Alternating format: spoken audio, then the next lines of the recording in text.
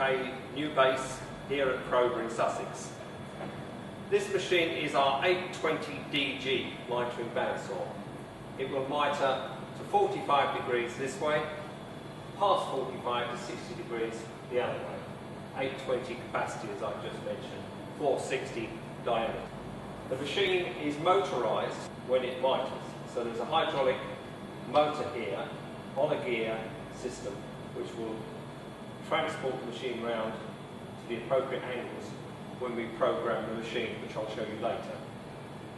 This guide here makes contact with the workpiece, so when you do your first cut, the machine will come up and then the switch will be broken at the top here and the machine will stop just above the workpiece. That means that all the subsequent pieces of that material, the machine will only lift as high as it needs to. There's no wasted time in it coming down.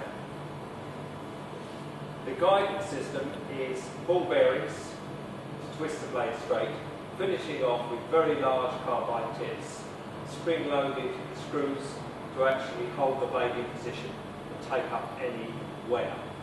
Obviously the same is repeated down this end. Copious amount of coolant supplied here, here and here. And I've lifted the cover up now so you can see what goes on here. Obviously there's a work light which you can switch on and off.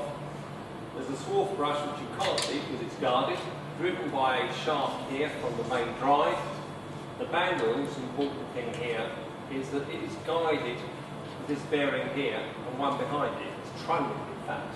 This takes out a lot of the torsion and the twist and the fatigue that you get in these drives where you come across machines which have broken or worn their shafts badly.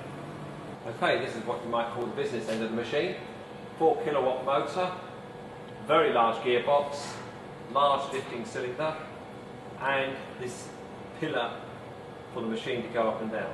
At the other end there is a linear prismatic guide.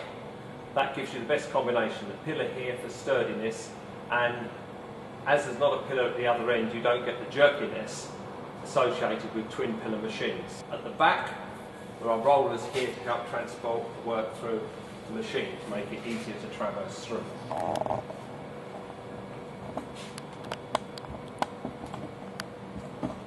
As you can see, there's a large hydraulic cylinder here with a lever on it. This is for tensioning the blade and slackening it off to change the blade. Every time you use this cylinder, it will be the same tension every time, so you never have to worry about blade tension. Incidentally, there is reduction of the vice pressure if you need it. If you were cutting thin wall tubing, you can reduce the pressure of the vice so you don't crush the work or make it oval. Here's the hydraulic vice in close up. Obviously you move it from left to right depending on which way you're mitering with the machine. It's very easy to move, just like this. Just locking hand in here. And it's done. Right, the control panel. As you can see, we have a series of buttons here. They've all got logos on them. You can see what they all do. Opening the vice and closing the vice, machine up and down, blade start, automatic start. Obviously there's coolant supplies. You can use flood coolant on this machine. We do recommend, however, looking at our oil-based spray system, which puts minute pockets of vegetable oil on the blade, and therefore you don't end up with great big floods of coolant all over your floor. So that's an optional extra on this machine. The control is quite easy. F1 just tells you what's going on with the machine at the moment. F3 is the language, obviously we're English here, and F2 is the angle that the machine is cutting at. At the moment it's at 0. I'll just demonstrate the machine going round to 45 degrees.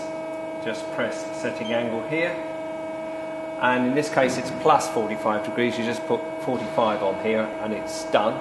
If you want to go the other way, you just put a minus figure in and it will go the other way to whatever angle you decide. So here we have it, 45 degrees, enter, rotation starts.